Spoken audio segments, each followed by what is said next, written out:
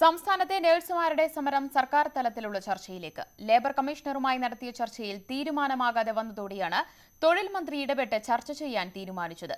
തൊഴിൽ മന്ത്രിയുടെ ചർച്ച വരെ സമരം മാറ്റിവെക്കാൻ യുണൈറ്റഡ് നഴ്സസ് അസോസിയേഷൻ തീരുമാനിച്ചു. അടിസ്ഥാന ശമ്പളത്തിൽ 35% വർധനയ്ക്ക് കഴിയില്ലെന്ന ആശുപത്രി മാനേജ്മെന്റുകൾ നിലപാടെടുത്തു. കുറഞ്ഞ ശമ്പളം 22,000-ൽ താഴെ എന്നത് അനുവദിക്കാനാകില്ലെന്ന് നഴ്സുമാരും. ഇതോടെ ചർച്ച മന്ത്രിതലത്തിലാകാമെന്ന് ലേബർ കമ്മീഷണർ നിർദ്ദേശിച്ചു. ഇരുവിഭാഗവും അംഗീകരിച്ചു.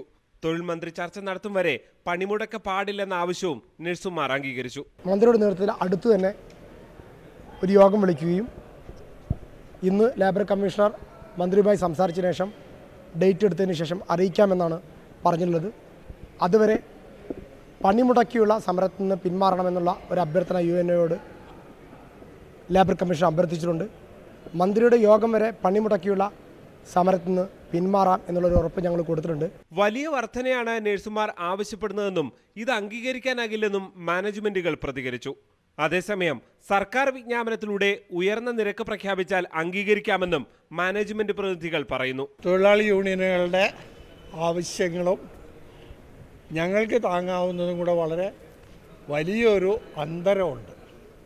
അവരാവശ്യപ്പെടുന്നത് കൊടുക്കാൻ ഞങ്ങളെ കൊണ്ട് കഴിയുന്നില്ല. ഞങ്ങൾ കൊടുക്കാമെന്ന് പറയുന്നത് അവർക്ക് പോരതാനും. അങ്ങനെ ഒരു അവസ്ഥയിൽ വന്നപ്പോൾ സാധാരണ ഇനിയും ഇത് നീട്ടിക്കൊണ്ടു പോകുന്നത് ശരിയല്ല എന്നുള്ളത് കൊണ്ട് തന്നെ ഇതിപ്പോൾ ഞങ്ങൾ ഗവൺമെന്റിലേക്ക് വിടുകയാണ്. പണിമുടക്കില്ലെങ്കിലും സെക്രട്ടേറിയറ്റിന് മുന്നിൽ ധർണ തുടങ്ങാനാണ് നഴ്സുമാരുടെ തീരുമാനം. മാനേജ്മെന്റുകളുടെ നിലപാട് തള്ളി സർക്കാർ സ്വമേധയാ കുറഞ്ഞ കൂലി പ്രഖ്യാപിച്ച് വിജ്ഞാപനമിറക്കണമെന്നും നഴ്സുമാർ ആവശ്യപ്പെടുന്നു. ഏതായാലും പനിക്കാലത്ത് സമരം തൊട്ടുമുന്നിൽ നിൽക്കെ സർക്കാർ എടുക്കുന്ന നിലപാടാകും ഇനി നിർണായകം. G Sreejith, News 18, Thiruvananthapuram.